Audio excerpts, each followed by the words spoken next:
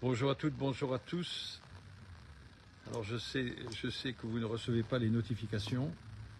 Je vais quand même attendre une petite minute. C'est malheureux, mais c'est ainsi. Mais les lives sont revisités, donc il n'y a pas de souci à ce sujet-là.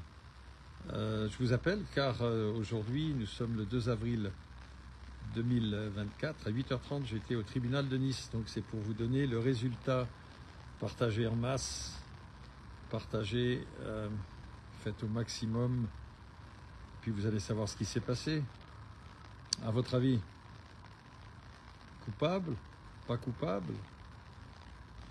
Je vais encore attendre un petit moment, il fait très beau sur la Côte d'Azur. Je vais quitter le siège social ce soir pour retourner sur Paris pour vous, Françaises et Français, pour préparer le dossier RDH France, plus que jamais omniprésent devant et derrière les coulisses. Donc j'attends encore un petit peu. Une grande pensée pour celles et ceux qui doivent vivre les orages dans une partie de la France. Quand vous pensez ici, il fait 20, 18, non, oui, je crois qu'il fait 19 ou 20 degrés sur la Côte d'Azur. Il fait un temps fabuleux. Donc, écoutez, je ne vais pas patienter plus longtemps. De toute façon, comme j'ai dit, mes lives sont revisités. Alors j'étais présent à 8h30 ce matin au palais de justice de Nice. Mon avocat était là. Alors, avant l'audience, elle me dit une bonne nouvelle. Ça va être, il y a très peu de dossiers, donc on va passer très vite. Apparemment, j'ai été en 3e position. Donc une journée pas très active en ce qui concerne le tribunal de Nice. 8h35, 8h40, il nous demande donc de rentrer dans la salle d'audience. Alors il y avait quelques personnes qui devaient aussi, qui étaient convoquées. Et moi je devais être en 3e position. Les juges arrivent, la juge arrive, et elle s'assoit. Et puis dans les 15 secondes, Monsieur Argilier, j'étais surpris, dossier Argilier, alors que je devais être en 3e position, oui. Alors, avec mon avocat, nous nous levons. On reporte. Comment on reporte?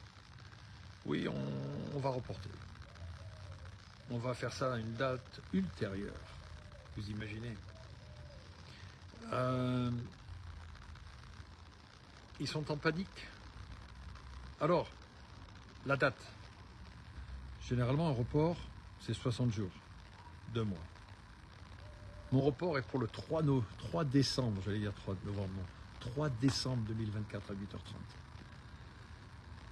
La justice s'est donné beaucoup de temps pour bien réfléchir.